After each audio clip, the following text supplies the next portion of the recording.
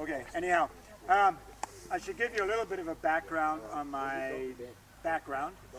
I was born in Canada, hence the funny accent, but I left when I was 18 and went to New Zealand. I lived there about 25 years. I've actually worked here in Australia, down in Sydney, and I worked up in King's Cross in the 70s. In the 70s during the heyday of the Vietnam War, so it was a 24-hour party, and it was quite interesting. But I've been logging in Canada, worked on oil rigs. Basically, if there was a dangerous job, you got lots of money, and little guys could do it, and that was me.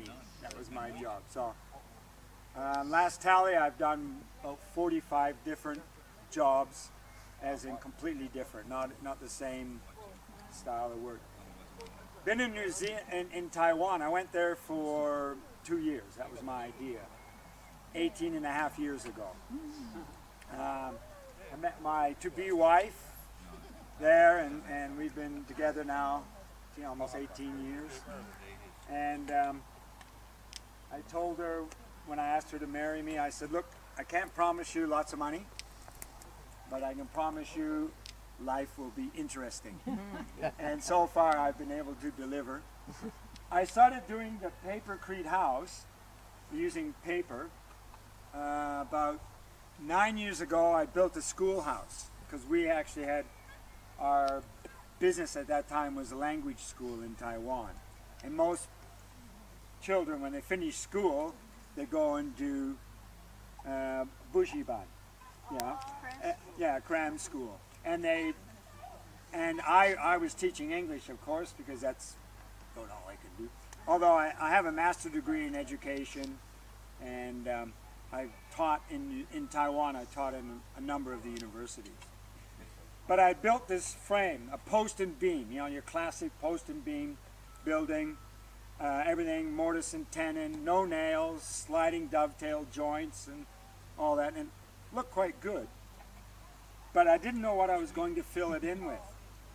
And I had quit a job at one of the universities, and one of my ex-students said he wanted to introduce the new teacher to me. So I said, oh, come around, we'll have a barbecue and drink some beer. So he brought his teacher, and she brought her husband, and they're from the U.S. So we're having a couple of beers and that, and he said, oh, this is quite interesting. Oh, what are you going to do with the schoolhouse? And I said, oh, I don't know, I'm trying to think. I probably have to go stucco or something. I'm not really what I want. And he said, well, why don't you use newspaper? I said, well, look, here, have another beer. Maybe you can come up with a better idea than that. So he said, no. So he explained a little bit about it, and he said, you just go YouTube and see what you can. So that night, I went online, checked. Of course, all the typical YouTube videos of Papercrete are hippies. And the houses are these organic structures, really, really bizarre looking stuff. And I thought, I don't know, I don't think Taiwan's ready for this, But anyhow, I looked at it and I thought, yeah, I think I could do it. So first I had to do was make the machine, the mixer, and we use what we call a toe mixer. Like, basically, if you imagine a blender, you put your organic veggies in, blend up and make your hummus or your pesto or whatever.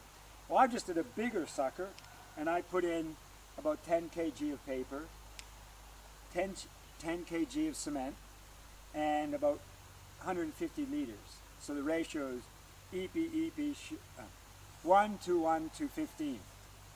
And so you just mix that. But and the videos are all basically done in the U.S. So the gear they got and what they got in Taiwan is quite different. So, of course, they got steel in there, so I got to use plastic in Taiwan, But it's worked out pretty well. I've made 3 toe mixers. I did one for a university where I was teaching last year. And I've mixed up more than 6 tons of paper so far. And so look at it, and they tell you how to do the molds and how to do the mix and all the different ways. You can do panels, and I tried all kinds of stuff. and then they lay the bricks and you use the same mix. So the blocks, the mortar, and the plaster are the same. So in the videos, they shoot down and you got how to make the molds and then how to pour them and how to make the mix and how to clean. Then you do it up like that, and then they say, then plaster, finish. There's nothing about plastering. So if you go in the back of my schoolhouse, I put bushes and stuff there so nobody can touch it, because it was my learning wall. I can, like I said before, I can tell you lots of things not to do, and that includes Papercrete. But basically with the Papercrete, it's fiber. And when I first started mixing it, you mix up like they said, and you pour it out and you get the block, and then you see little bits of paper. And in one of my TV videos, I'm with the actress there, and I'm saying, oh look, I can read it. And then I would read, I see a big dog, as if it's on papers. It wasn't quite like that, but it made good TV. And but now the mix I do, I found a few secrets. One is the mixer is pretty important, but it's the preparation. Now I put the newspaper and soak it for at least 2 days. If I do that, the main reason I do that, here, I'll just pass that around and have a look. The main reason I do that is it makes it much easier for the mixer to do its job. Because they call it a mixer, but it actually isn't. It's actually a smasher. The first one I made, I put a lawnmower blade in. And it was actually too sharp. And it was cutting the paper. And what we want to do is we want to smash the paper so hard that what's left is just fiber. And that's all it is. You can't, I don't think you'll see any bits of newspaper. And the trick to that is reduce the load on the mixer, because when I get it on the back of my truck, I have a truck something like Dylan's, and you get there, and when you first start, it's boom, boom, boom, boom, and I think if you manage to download some of the videos, you'll see a couple of the guys going, whoa, whoa, because they're riding on the back of the truck while I'm driving through town doing this mix. But now, it smashes the paper so much that it's just fiber. And then, I don't know what it is, and I've talked to a few chemists about it, if there's a chemical or just a physical attraction between the cement and the fiber. Because when you mix it, you take your hand up and you go like this, squeeze it, and again, you'll see it in some of the videos, squeeze it, all that comes out is clean water. We've used, like I said, more than 5,000 kg of paper, so we then use 5,000 kgs of cement. That's like, what's that, 1,000 bags? That's 1,000 bags of cement. And you walk around my farm, and you won't see, you might see like this. That's about as much as you'll see in 8 years of producing it right there. We do DIY activities, so we have the kids come in, and the kindergarten kids. On that brochure is a building on the back. Looks like sort of like a yurt, a Mongol house. Yeah. Kindergarten kids built that. Oh, beautiful. That's got a lovely roof. Yeah, yeah. Well, the roof's another story for a different time. But the material is really, really adaptable. We had a typhoon last year, and I had just mixed some Papercrete. And then we had the typhoon. I had all this mess. So 3 weeks later, I got to my mixer, and there's the stuff sitting inside, and I'm going, ugh. And it was lumpy, like sort of not quite as bad as dry porridge. So I managed to scoop it out, and I put it into a bucket, a 20-liter bucket, and then I have a 3-bladed, like the thing they do for doing plaster. I just put a little bit of more water in it, a little bit of cement, and because I want to plaster, I add a little bit of sand, but it's sieved. It's very fine sand. And I get there, mixing it up, plastered, and that was at least 3 weeks in the mixer. Wow. Whereas if it was concrete, the next day you're going to, trying to get it out of the mixer. So it's really, really adaptable. John, what makes it waterproof? Well, it's not waterproof, I'll tell you right now. Right. If you take that, Yeah. it'll float until it gets saturated, and then it doesn't sink because it's still, it is buoyant. So what you have to do, you have to seal it. Yeah. So we plaster it, and then what I do for the inside of the building and the outside of the building is I spray tung oil. You spray what? Tung oil. Tung oil. Mm. Tung oil. T-U-N. You've got you've got a can of it, but I buy it in the 1 gallon cans, and I mix it with banana water. I don't know. Banana water? Well, that's what they say in Chinese. I don't know how. It's sort of like turpentine, but it's like turpentine. Spirit or something. Yeah, it's like a turpentine. The tongue oil is T-U-N-G, Yeah. and it's derived from the tree. And, Yeah, and they it's grow grown in it. the tropics. Taiwan used to be one of the biggest tung oil exporters, producers. Oh, right. Yeah, So- I've heard about using it on timber floors. Yeah, all the tongue. Yeah, they use it for everything. So I spray that on the inside and the outside of the building, and then on the outside I then use an elastomeric coating. You could use any kind of paint, but we had a big, we had a big 5-story concrete steel, what have you, building, which was part of a bunch of other buildings in Taiwan. They live a bit different from here. And we moved in, first heavy rain, every floor, the water was coming in the walls. So we talked to the neighbors, and they say, it only leaks when it rains. Yes. Well, it rains about 4 meters a year, so that's a heck of a lot of water. So I wanted to, in all my house, I'm a 5th generation carpenter, so some of my tools are over 100 years old. They're my grandfather's grandfather. So I love working with wood, so I wanted to gut them and then build it and redo the wood. So when you go into the house in Taiwan, you think you're in a wood house. A-frame dormers and all that kind of stuff, but it's just for show, but it's all wood. So I did some research and found out Dow Corning make a product called Allguard. And so we phoned up and I said, hey, I want to get some of that paint. Paint? Yeah, that paint, that Allguard. Oh, you mean the elastomeric coating? Oh yeah, looks like paint. You put it on like paint, works like paint, but it's elastomeric coating. It's not paint. Yeah, okay. That means it's more expensive. Oh yeah, it bloody is. But Shelley and I, we scaffolded our building. We water blasted it. We then painted it with the elastomeric coating, and it's guaranteed for 10 years. Well, that was 12 years ago. It still hasn't leaked, and all the other neighbors are still leaking. Fantastic. Yeah. So I thought, oh, it's good enough for that. I'll use it on the paper house. Yeah. So we've done all ours, and you can get it in a multitude of colors, and I just get it cement color. Yeah. I just got it like a So gray. is it, how flammable is it? This, it's not flammable. I mean, it won't flame, it won't spread fire, but it'll smolder. It's small. Yeah. It'll smolder. But if you look at one of my videos, you'll see that I made fireproof. And all you do is add borax and boric acid. There's I forget what the ratio is, 6% or something. I can't remember now. Well, how would you go with whiteheads? Say? Whiteheads.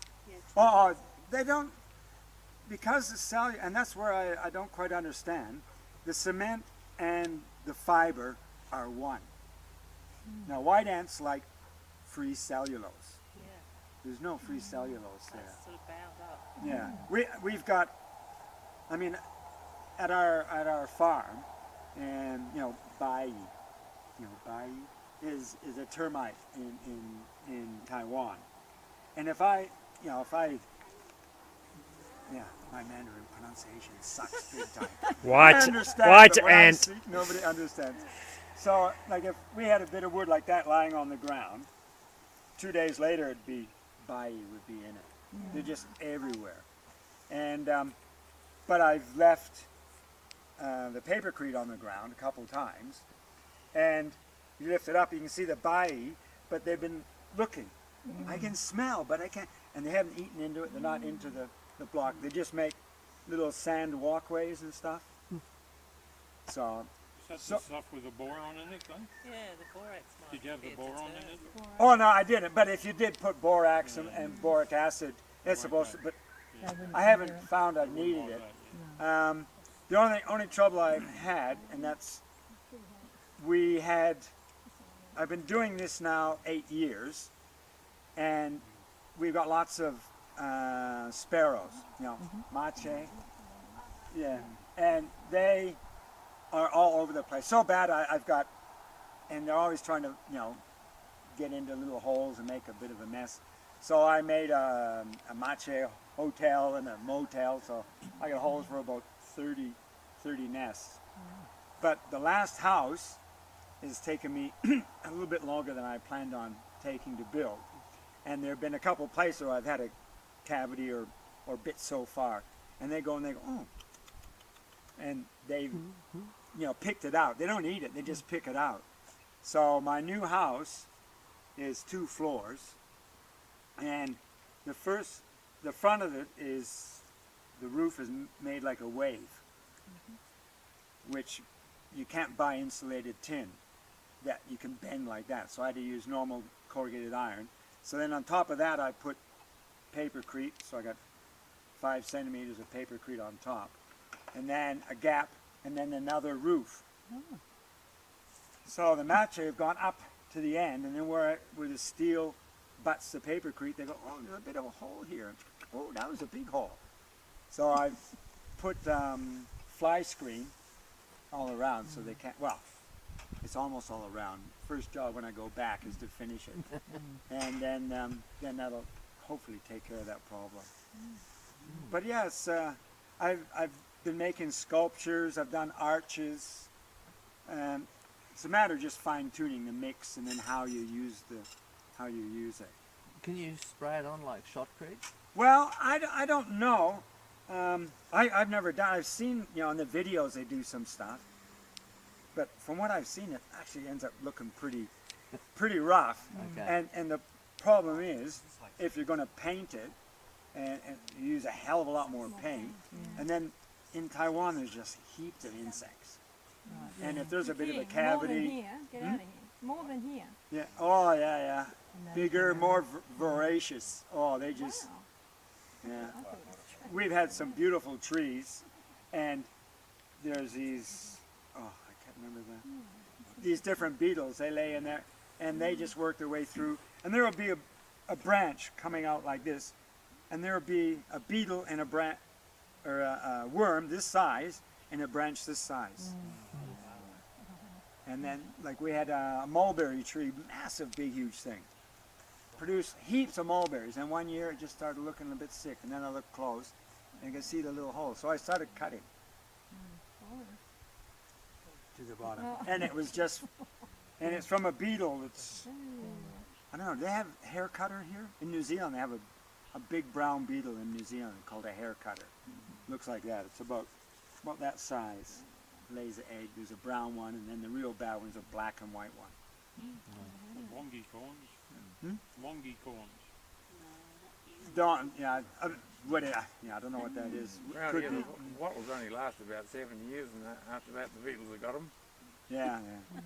So, as far as building, I mean, this block here is, I use this for the internal partitions, except on the bathroom. My normal building is 15 centimeter, 40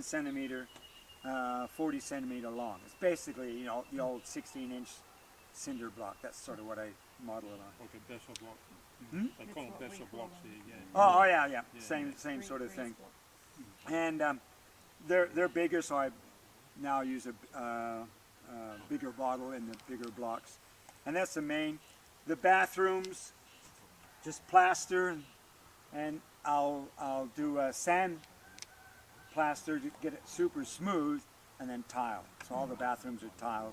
You go in, we've got 3 public toilets and a disabled toilet. They're all lined inside. Tile floor and tile walls and all that kind of stuff. measured the insulation? I haven't actually measured it. Yeah. All I have done is sort of quote what I've seen on Facebook and stuff, or not Facebook, on YouTube, and they say it has. I've downloaded a bunch of sites because in the States it's fairly popular. Well, it's more popular anywhere else. But the idea was patented in 1928, Wow. so it's been around for a while, but it just didn't take off. And they've all got the cavity? Or the No, that's mine. That's mine. That would increase the thermal quality. Yeah, that's why I did it. I mean, the schoolhouse is built with solid blocks. I just did like I saw on the YouTube. Yeah. And, but later I was thinking, There's a lot of newspapers. At well, least this cuts down there. well, yeah, but, Do you get any expansion with it or contraction in the hot and cold weather? Or, oh, I don't know, it's always hot in Taiwan, it get cold. but you haven't got any cracks or anything? Well, I have, but that isn't from hot and cold. That's from the rainy season and the dry season. So if you plaster in the rainy season, if you want to wait to make sure there's no cracks at all, you wait till the dry season and then plaster it. And then when it shrinks, that's as much as it's going to I go. noticed when I had a look at that was moist. There was something moist about it. Would have that been some water in the bottle? Or? Well, the kids may have dropped it on the... Yeah. Oh, I actually could... Yeah, see how it's sticking in there? Yeah. That was water in the bottle. Oh, okay. Yeah. It's in a dry bottle. So when you Yeah. lay the bricks, you just go straight onto the concrete slab? Is that what you do? Well, I actually, because you actually don't want water touching them. I always make sure, well, my buildings are all about this high off the ground, but that's for a couple different reasons. No, one is the new house, I have passive air conditioning. So the air goes underneath and hits steel partition and goes up, and there's a hole in the floor with fire screen and all that Yeah. in the first floor. So the air goes in and then goes up through the second floor and out vents and stuff in the second floor, and later on the tower, Does which that is work 3 well? floors. Does it work well? Yeah, it does. I mean, when we left, the outside temperature in Taiwan, when we left last week, it was about 32, 33, and it was still just low 20s inside. The dog now goes into the house, you know, and so everything's up. But I, if anyone's building with it, you just make it so that water can't So what's get your against it. building? What's the base made of? The foundation? Oh, concrete or whatever. Yeah. I did like on the ones up. I did a standard pile foundation like we would do in New Zealand, but I used C-section. I did cut a big, drilled big holes, put in a C-section concrete, and I put a plastic pipe over that just for looks. Fill that with concrete, and then the C-section is welded to the perimeter.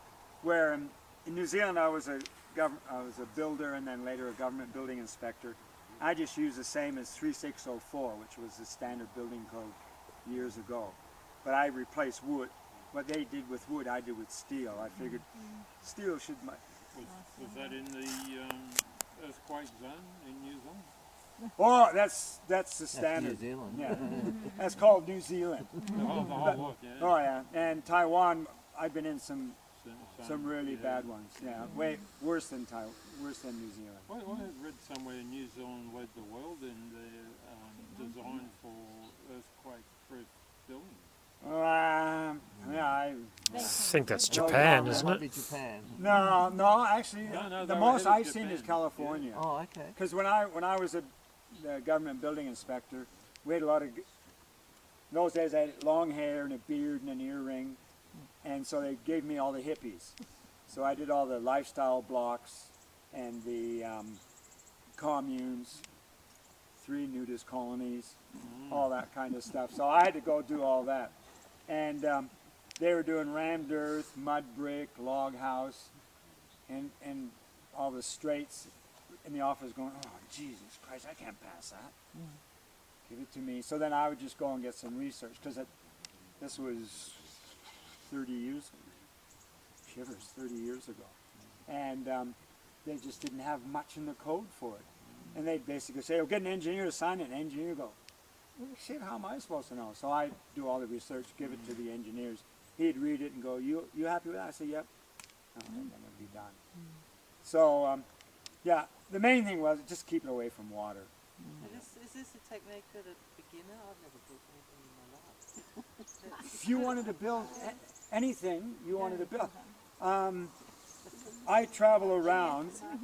Yeah, I travel around Taiwan, and for my demonstration, I'll go into a classroom and I'll take a bucket with some pre-soaked paper.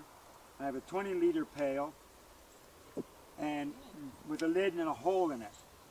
And so I have a different blade. I have, you know, the I don't know what they call them here. It's like a plaster mixer. It looks like a humongous, you know, drill. And the blade going down, and that just had a flat blade that I welded on, cut the standard, put in there, and I just stand there, you know.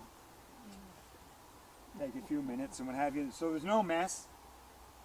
And then lift it up, and then we can do whatever we want right there. You know, I squeeze most of it out, put a bit of plastic down so there's no, have the molds, and you just make the molds. Two high schools, they wanted to do a doghouse. So then I designed a thing with panels, so do a full panel. That's going to be the end of the dog house. If you want a pitch roof, you go do a frame like that, 5 centimeters deep, put in some Papercrete. But what I did with that, because I knew if I wasn't there, somebody's just going to lift it up by the end. Whereas if you tip it and all that, take it a bit more careful. So I just took chicken wire, but they have like a plastic chicken wire, a half fillet, push the plastic chicken wire in it, and you can use normal chicken wire, fill it up with Papercrete, screed it off, and leave it for about 20 minutes, and you can take the mold away and you can use again and again. But don't touch it for till the next day. But if it's a big panel, I say don't touch it for a couple of days. So if this is just cellulose, Yeah. is that how they make the sheeting with marijuana? It's good. I don't know. Hemp Yeah, I don't know anything about marijuana. Think so. Yeah. The hemp. Yeah, well, the only stuff I know about burns. You know, that's the only one I know about. No, that's not the one I'm talking about. Oh, yeah, I know what you mean, but yeah, This is the one when you have a fire, you don't run out of the house. no. Well, you definitely stand up wins. Yeah. I think they still need You to don't put rent smoke it, alarms though. in the house. Yeah. Well, see, in Taiwan, they still have the death penalty for drugs. So, Oh, and they still every once in a while do it. So yeah, I know nothing. I know nothing. I do nothing. so it's not hempcrete. Yeah. But yeah, it would be a similar. But I would question it as far as because if it's still too much full fiber, I'd worry about the white ant. And then, But yeah, and then how do you bond, like if you had panels, how do you bond it? same stuff. Oh, right, just wet. isn't it? Yeah, you just Is it a different I just ratio? mix it just like laying blocks. Right. So it's Yeah. newspaper? Same stuff. Yep. I use newspaper because it's the easiest, cheapest. So is it a different mix though from the block to the mortar? Same. Everything is the same. Because then that makes it homogeneous. So if it's all the same, it's not going to expand or contract. Whatever it does, it all does is one Together. Yeah. one thing. I'll have to go, Yeah, everyone. male guanchi, male guanchi. Yeah, YouTube it. Yeah. Yeah. Well, like I say, if you want to YouTube it, send me an email. Did you get my paper? Yeah, I've got Yeah. the- In there it says DaMorLee. Send me the email, and I will send you the Mandarin. You know, the Chinese. That'll be useful. No. Then you just cut and paste. I'll tell you how to do it. Yeah. Cut and paste that into Google. Then you can get all the all the stuff that concerns me, anyways. Yeah. There's hundreds of blogs, thousands of photographs, Yeah. and must be on YouTube. There'd be about at least 50 videos. More than 30 of them are TV shows. But there's also schools have come and done videos, and people say, hey, have you got a website? Well, I actually started, because one of my other jobs was actually a computer teacher, but I actually started making my own website using classic HTML, and it was a bit rough, And then I saw somebody had done a blog, and we read it. And I went, HTML, and they've written stuff, you'd swear, a couple of them, that you'd swear that I'd paid them to write what they wrote. It was just that. And so every month, because we have between 1,000 and 2,000 people visiting, every month I go and just do Google DaMorLee in Mandarin and see what pictures, and I go, hey, wow, that's a good picture. Like on here, there's a picture of the 3 flags. I've taken about 50 pictures, and none of them look like that. A girl, Angel, came. She took 3 pictures. 2 of them look like that. And then all the other stuff she did. So yeah, I don't bother. Yeah, I just cut and paste or send or whatever. Good. All right. And like I say, for the plaster, just the final finish, I add a little bit more cement to make it harder. And the main reason I make it harder is because people come up, take out a knife. Is this really paper?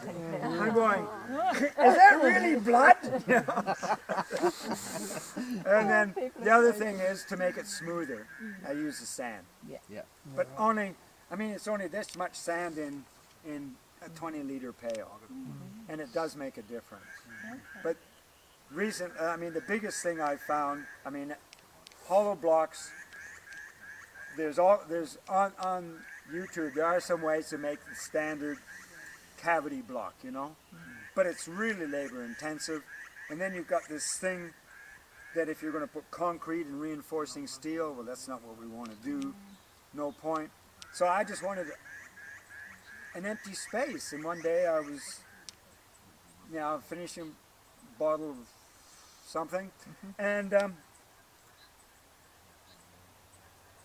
there's a space. Yeah, so then I just tried it, and now that's all I do.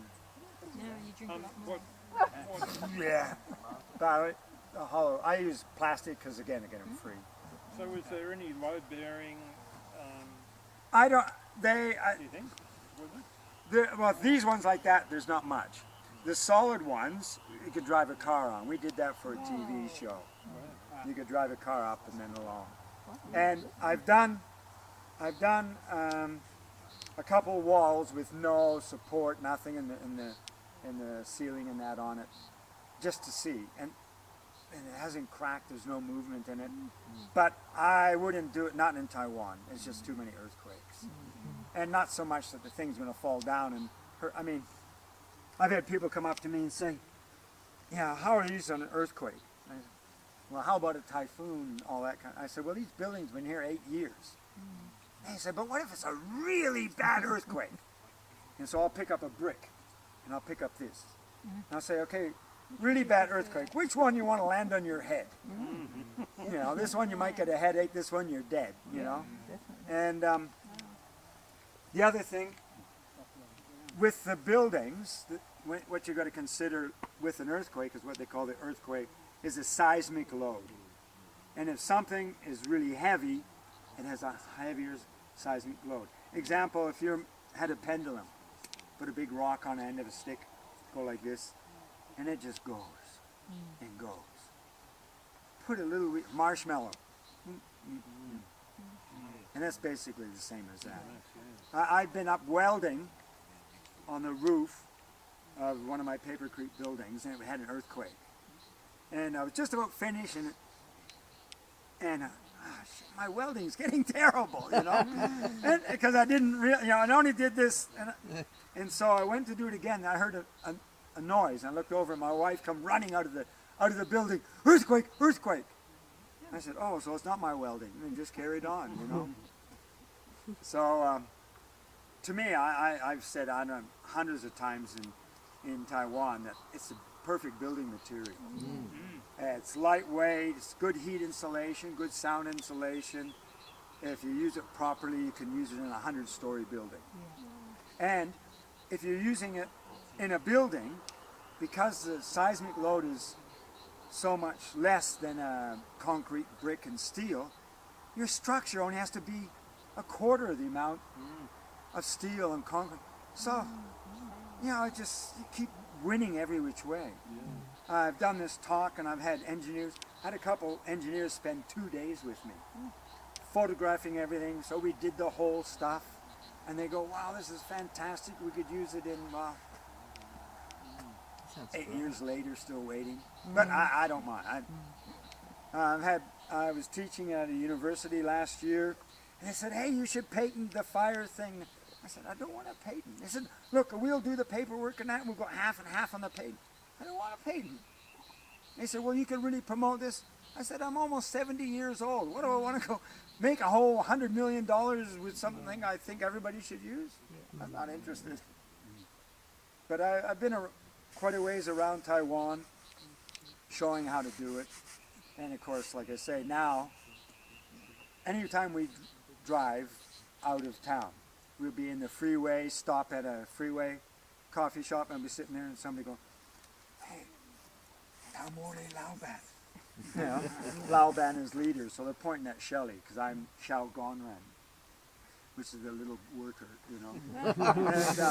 And, so now I have to be a good boy wherever I go, you know. We've been into a shop. I've seen Shelley go into a shop in Donggan to buy shatsen. So you go into there and talking to the lady, and I walking in, and the lady looks up, DaMorLee, oh, you're Shelley, oh, you're... That's lovely. Not really. Yeah. Means I got to be a good boy. Yes. When you put the bottle in, so you pour some. Well, what I in do is first? I have the mold, and we put in all the... one mix will do 40 of these blocks.